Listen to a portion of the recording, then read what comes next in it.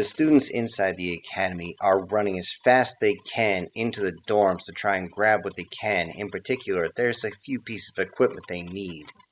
They rush in, grab the communications equipment along with any of their mates they might be able to catch on the way towards the shuttle bay. They need to get out of there. They know there's trouble coming, but as soon as they enter the bay, they look around and, oh crap, it's empty. They immediately get their communications equipment together, but they can't call for evac. They're being jammed or they're not getting a signal. Whatever it is, they can't get a signal out. Shit, now what do? Is all they could think of. Trying to figure out a plan real quick. A few more of their potential mates show up. Those that aren't are immediately held away, mainly by pulling out any type of blade, or in one case, a very old projection weapon. They didn't know what this was, but they seen it in these human movies. They knew this was something that they didn't want to face, so many of them backed away from the 1911 that was pointed at their face. As this happened, multiple alien ships began to arrive in systems, and the humans all get ready for a fight. Those that had their mates grabbed them and pushed them behind them, making sure, if possible, they were behind any type of cover, and they had to wait for the aliens to land. They needed to wait for them to get close. The only projection weapon they had was the pistol. They needed something. As the first ships landed, it was the Bly and the shells that landed first. Then, without hesitation, just as the ships touched down, the humans rush at the ships. The melee begins as the ships open up their doors and the Bly and shells begin to come out. Without their suits, the humans rip into them, slashing as much as they can with any type of blades they have, striking as hard as they can, breaking bones with every single strike, keeping the shells away, and the Bly whipping their tails. But the Bly didn't realize that these humans had been doing almost nothing but working out and screwing their mates. They're in peak physical condition. They would grab the tails and whip them around, throwing them into the side of the ship, landing with a sickening thump as they hit the side as bones cracked, and then another thump as they hit the deck. The shells didn't do much better. With one single crack of their exoskeleton, they backed off as quick as they could. Any sentient insectoid would do the same thing, realizing that they're completely outmatched. Those not in a melee rushed the ships and began to beat the holy hell out of any of the crew inside. In the tight quarters, the large bodies of the Bly or the outer exoskeleton of the shells don't do any advantage for them at all. The shells actually do worse because with each strike to the torso, there is that crack. They don't need the internal protein coat to break. If it does, they'll bleed out and they know it. After that, the humans inside the shell ships just say, "Go," while pointing towards the exit. The Bly, not so much. They have to be physically thrown out as they crumple into a heap. The humans look over the controls and go, "Wow, I thought this would be more complicated than this. Everybody in? As soon as we're airtight, let's get the hell out of here." Everybody just kept screaming at each other, screaming for their mates to get in. They were actually amazed at how quick and efficient everything went. The ships had only landed for about 4 minutes, and now they're powering up to leave.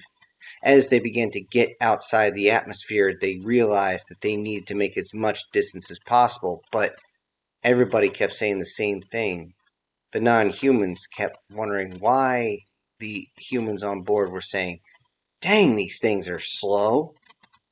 They also realized something. As they tried to get out and jump, certain parts were missing. The mates of the humans were all sorts of confused as the humans ran around the ship looking for certain things, screaming, "It's not here! It's not here! Where could it be?" "Screw it, head to the jump point. We'll take a relay." They immediately rushed towards the blockade that was near the relay jump point, and they ran right through everything, duck dodging and dipping with absolute craziness. Those inside the hull, if they weren't latched onto something, they really wish they would, as bodies began to move all around the hull. Those who were gripping on the side reached out and grabbed the non-humans and held them as close as possible, just saying, "Hold on tight," as they all kept whipping around due to the force of G-forces coming out, throwing them against the ceiling, against the walls. Again, if you weren't holding on tight, You wish you were. Once past the blockade, it's straight to the jump point relay. All you had to do was get in range of the relay, and its onboard systems will do the rest. Unfortunately, they couldn't just take one relay and go all the way to Seoul or anywhere else in the human territory. No, they had to jump to other relays, and there was another running firefight trying desperately to keep the enemy away. They knew if they were caught, they were completely screwed in more ways than one. So they made it all the way through and ordered the pursuers to leave as soon as they got into human sectors. Their pursuers didn't think too much of this until they received another hail. This seemed to be coming from everywhere and nowhere at once. Their systems couldn't make sense of it. This, again, in human voices that said, "Stop your pursuit and leave. You have violated human territory. Continue to pursue our people and we will open fire." They didn't see anything on their sensors, so the pursuers just continued, getting closer and closer, getting close enough where they could actually launch their harpoons and actually catch these ships. So far, the pursued ships have only been able to dodge these, but at this distance, there's no way. Just as the shots are lined up, other shots seem to come out of absolute nowhere and target the weapon systems. Within a few moments, all the weapon systems on their ships have been either damaged or completely destroyed. The crippled ships realized that they just bit off way more than they could chew, and they turned around to retreat. With this, the students from the academy were safe. Yet, the academy itself was not going to be conducting classes anytime soon. The academy was completely cleared out as all sorts of scientists went in, especially into the dormitories where the humans were, to try and figure everything out, see what they could do. All the students went under examinations, and issues seemed to arise fairly soon. Within just about 3 human months, these issues came in where a lot of the students that had been privy to the humans' heat began to complain that everything was too cold. No matter what they did, they couldn't get warm. They would sit in warm baths and they still would feel chilly. There was clear signs of withdrawal as many of them started to shake in ways. They also began to scratch themselves. In a few cases, the shaking actually got so bad that they had to be sedated. Though everyone still retained the cognitive abilities they received, the little bit of boost that they got from the humans, there were other issues, just mostly physical. Miss J and her husband were absolutely in pain by this point. A complete withdrawal from the heat meant that they constantly had to have the temperature way higher than they should, to the point where most would believe that they would simply pass out, but they kept insisting that it was still too cold. It seemed as though from the inside they were completely and totally in agony, Miss J especially. Attempts were made to replicate the human biofeedback using anything they could, from just standard heat all the way to electric shocks, anything to dissuade these symptoms. Even though they still had the ability to do complex calculations, it didn't help anybody if they were so in agony that nobody could concentrate on what they were doing. They decided to look into human space. They needed just one more score, one more hit of the human heat just to knock off the symptoms in any way, shape, or form to protect their own and possibly find a way to get the benefits without any of these drawbacks. Many incursions were sent into human space but met the same issue. Every time they got within the territory, they were warned, "You are now entering human territory. You are uninvited. Turn around or you will be fired upon." There was nothing ever on the sensors. They looked around, they couldn't see anything. Their targeting systems wouldn't find anything, but then all of a sudden they would signal that they've been targeted, and then all of a sudden parts of the ship would be gone, just gone. Usually weapon pods were just gone. With almost no warning, suddenly they're disarmed, and sometimes The engine had been perforated by something. They didn't even know what was going on. They realized something was happening. The sensors could pick up once they were hit, and they could see the debris field pointing in the opposite direction, but they were still confused. They remained inside human territory just long enough to repair and retrieve their own, and then they would turn around and leave. The two insectoid species, the Gel and the Shells, decided that they wanted the humans badly. They needed them badly, as many of their own, especially the up-and-coming queen, who had decided to attend the academy, was now all sorts of messed up. She said nothing except, "Where are the humans? Where are the humans?" She needed them. She needed them. She wanted them so bad. She would just sit there and shake and rock back and forth, saying how she needed the humans. She needed to touch them again.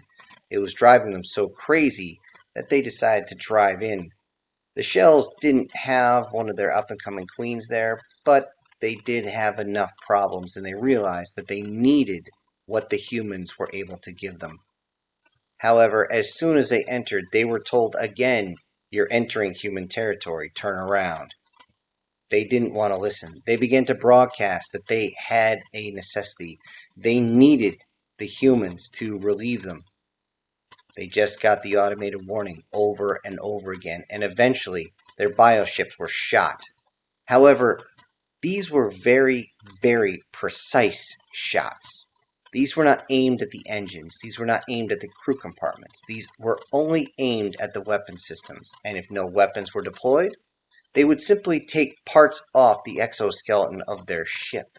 The precision of these shots was enough to make many of them question what was going on, but they would not go against the orders of their queen.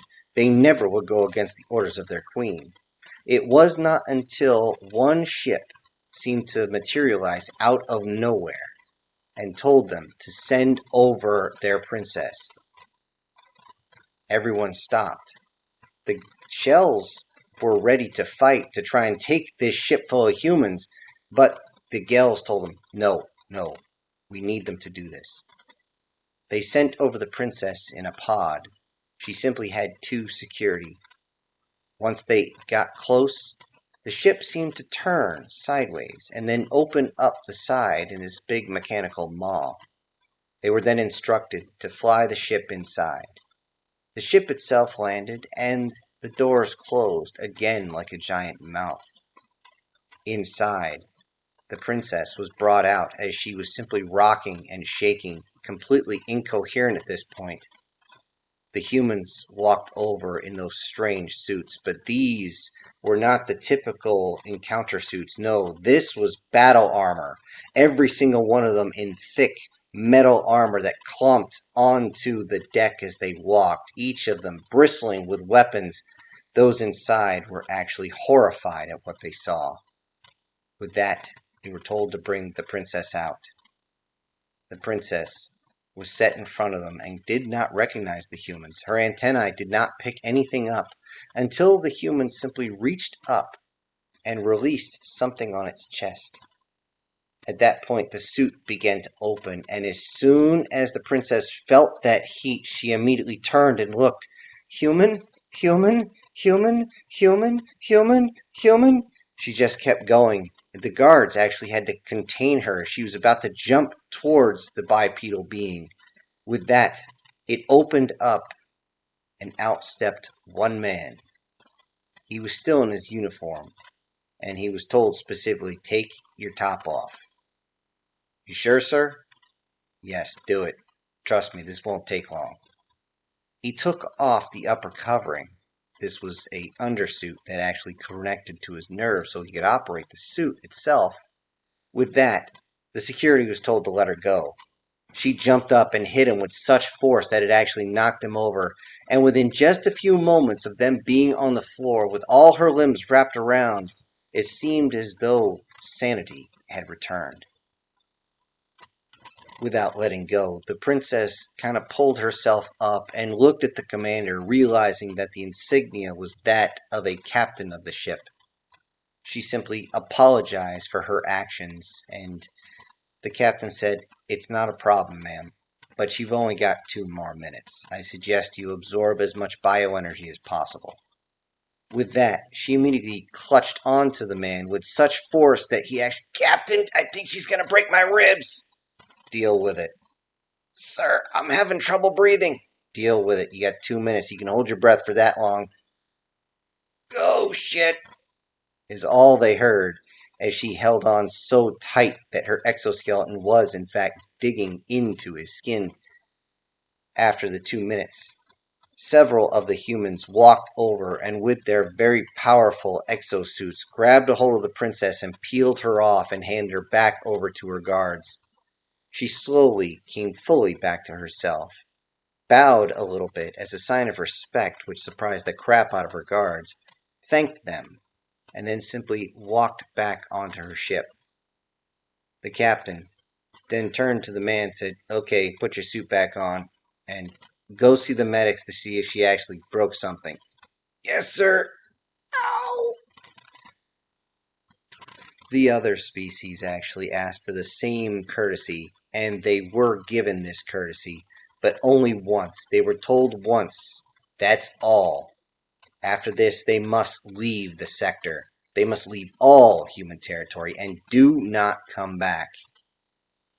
After these groups left, it was clear something began to happen inside the human territory.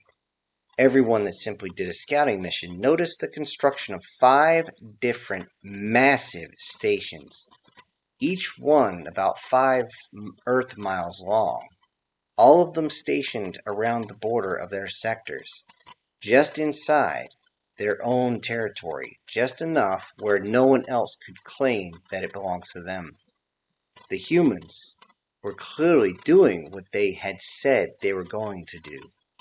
All species watched with great interest and actually recommended that they be allowed in to aid with construction. This was immediately responded by many of the Earth politicians kindly saying no thank you. However, when the species would go down to the actual construction crew, they got a less polite answer, which actually everyone couldn't understand why it said this. There must be something wrong with the translator. When they were told to mate off, they got the idea and simply waited.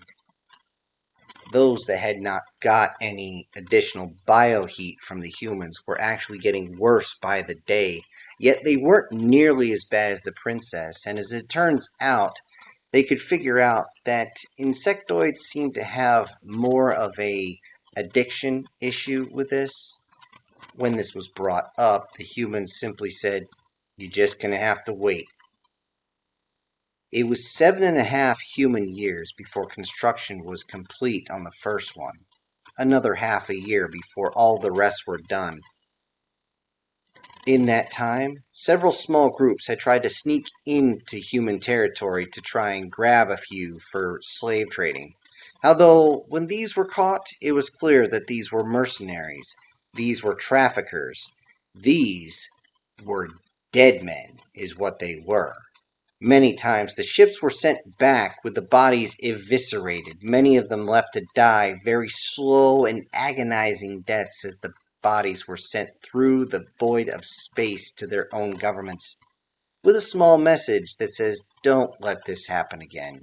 Alien militaries were absolutely confused at how human ships are able to do what they did. Their own militaries are so badly damaged, but there's no out-and-out destruction, but it's enough damage that many of them, even after so long, are still repairing the ships. It was crazy. Upon full construction of the stations, the message went out. "We are now open for business. Follow the rules sent while you visit. If you do not, your entire species will be cut off from any services we are willing to trade with." The rules were quickly read by everybody, but they weren't anything too out of the ordinary, except for one simple thing. One that they needed to stop during in-processing and get an entire full blood test done upon arrival. This would be done as painless as possible, but this was required, and they would have to wait the 30 minutes for all checks to be done before they would be allowed inside the station. Aboard the fifth station, Mrs. J and her husband were greeted by a very familiar face. Allie walked up to them, going to give them a big hug, wearing little more than a bikini, and then just squeezed them both tight. Almost instantly, both of them began to feel better. As they ended their pleasantries, greeting each other, Allie simply turned and said, "Well, let me give you a tour."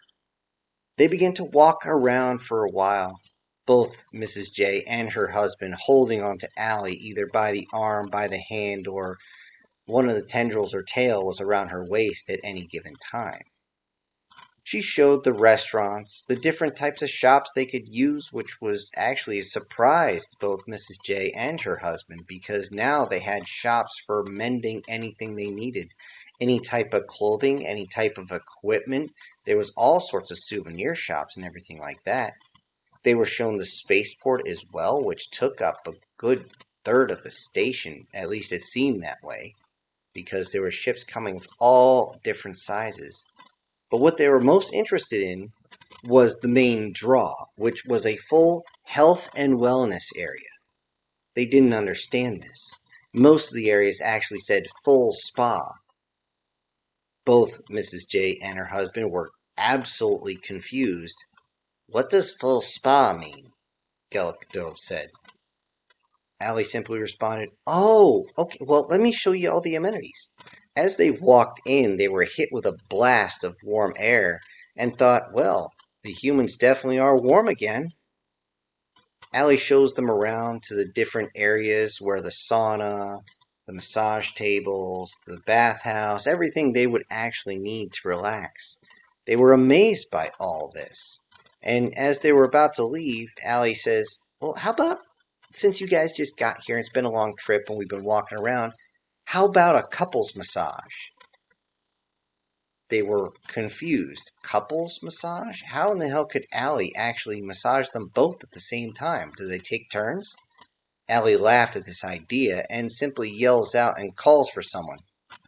Her brother Gunther walks in and Allie says, "Well, he's going to massage you," pointing at Mrs. J. And then Allie said, "I'm going to massage you," pointing at Calicato. Mrs. J looked up and down the massive frame of Allie's brother and thought to herself, "I wonder if there's any way I can stay here." Mrs. J then said, "Maybe I could start up an academy here," she said to Allie. Allie laughed and said, "Well, that's going to be kind of hard. There's no room for something like that, but are you ready for your massage, or should we do it later?" As the couple walked in, Allie and her brother both stood next to tables with a simple block between the two. Though they'd be able to see each other's faces, they wouldn't be able to see the body. They were surprised and simply motioned to sit down on the table, which they happily did so. As Mrs. J settled down on her table, she realized something looking forward to the front of the shop.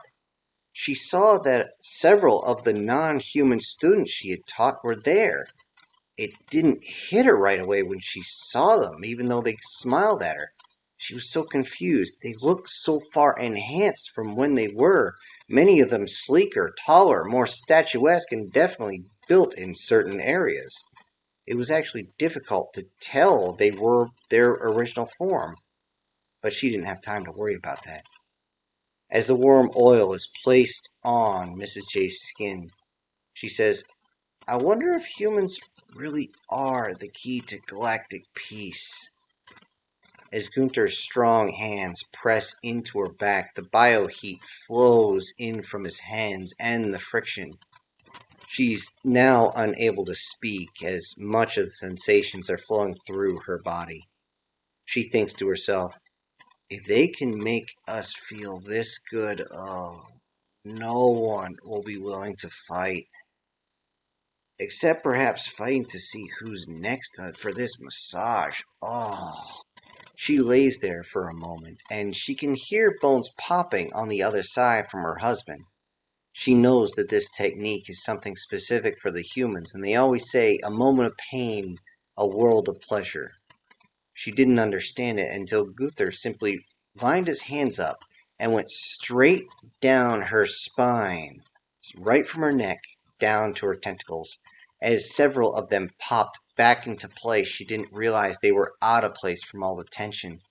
Then he was caressing the base of her tentacles, and all she could think at that point is, "Oh, thank God humans are so warm." Hello everybody, this is Syntax. Thank you for joining me on the final chapter of this series. I do hope you enjoyed yourselves. Before I go, I need to send out a quick thank you to one of my supporters. You know him, you love him. It is the SS Demon. Thank you so much for supporting the channel. Everybody else, I'll see you on the next one. This is Syntax, punching out.